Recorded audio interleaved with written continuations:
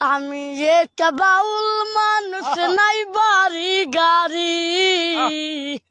আমি একটা বাউল মানুষ, নাই বাড়ি গাড়ি। ওরে তোমার লাইগা সাজাইয়া রাখছি আমার বাঙ্গা বাড়ি।